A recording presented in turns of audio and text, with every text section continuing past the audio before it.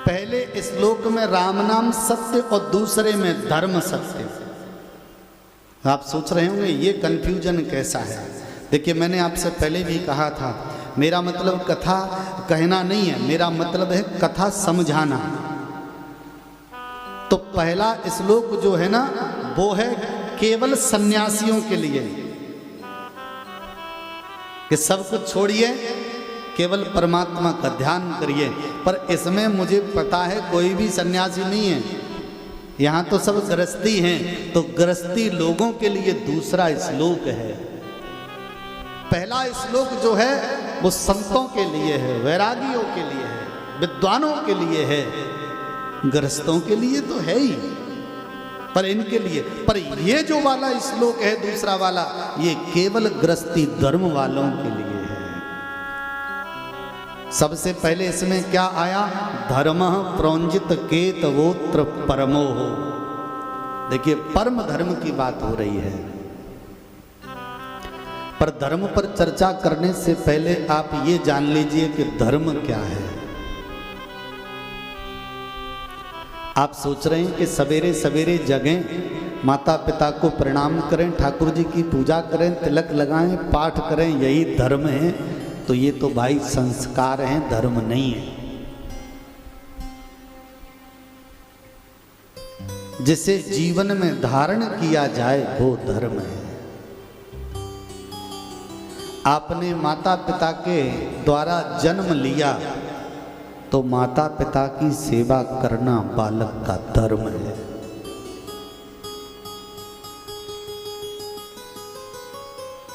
आप अगर विद्यालय पढ़ने गए तो शिक्षक की बात को मानना, शिक्षक की बात का मानना विद्यार्थी का धर्म है। आप अगर इस शरीर से विवाह करते हैं तो पत्नी की इच्छाओं की पूर्ति करना पति का धर्म है, और ऐसे पति की सेवा करना पत्नी का धर्म है। दोनों मिलकर संतान पैदा करते हैं तो संतान को अच्छे मार्ग पर ले जाना माता पिता का धर्म है। आपको संतान पैदा करने का अधिकार तब मिलता है जब आप अपनी संतान का पालन पोषण अच्छे से कर सकें तब। पर हम ये सब भूल गए,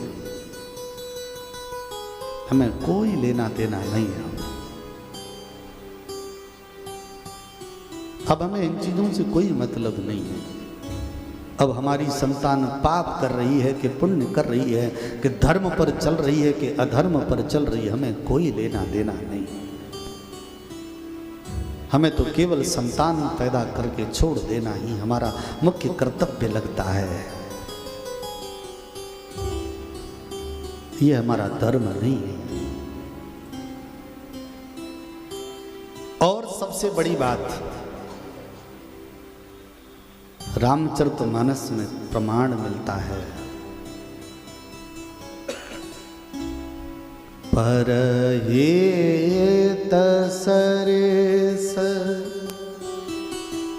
धर्म नहीं भाई, पर ये तसरेस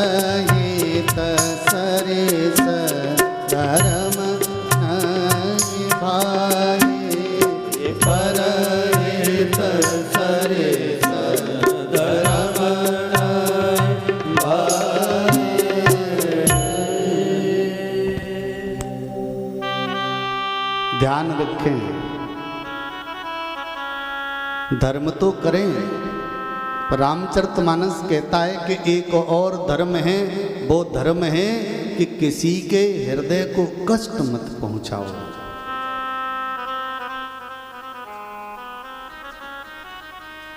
किसी के दिल को मत दुखाओ। अगर तुम्हारे कार्य से किसी को कष्ट हो गया तो पर पीड़ा सम नहीं अघ, अघ कहते हैं पाप को, पाप हो गया आपसे।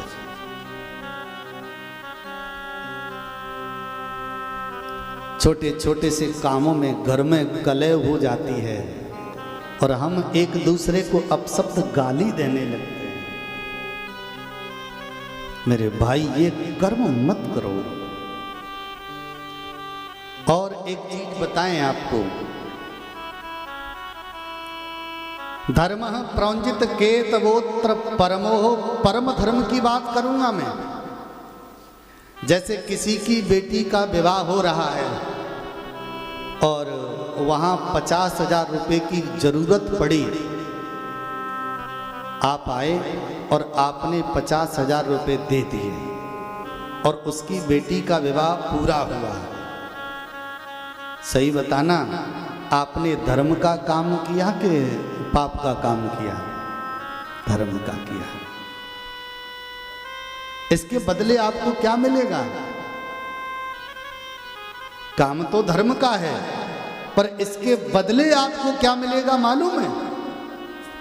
कुछ लोग सोच रहे होंगे पुण्य मिलेगा। नहीं, पुण्य नहीं मिलेगा, तो केवल बड़ाई मिलेगी। क्योंकि वह व्यक्ति 50 जगह जाकर कहेगा वो व्यक्ति बहुत अच्छा था, उसने मुझे 50,000 रुपए वक्त पर दिए, मेरा काम चल गया। धर्म नहीं हुआ। काम तो हम धर्म का कर रहे थे, तो भाई धर्म कैसे होगा? तो भागवत में वर्णन है, निर्मत्सराणाम सताम। अगर तुम किसी की मदद करो तो जिसकी मदद करो उसको पता नहीं लगना चाहिए कि मेरी मदद की किसने। वो बड़ाई न कर पाए आपकी। सत्य बताना, आप अगर ऐसा काम उसके साथ कर दोगे और उसे पता भी नहीं चलेगा तो आपको बड़ाई मिलेगी कि धर्म का पुण्य प्राप्त होगा।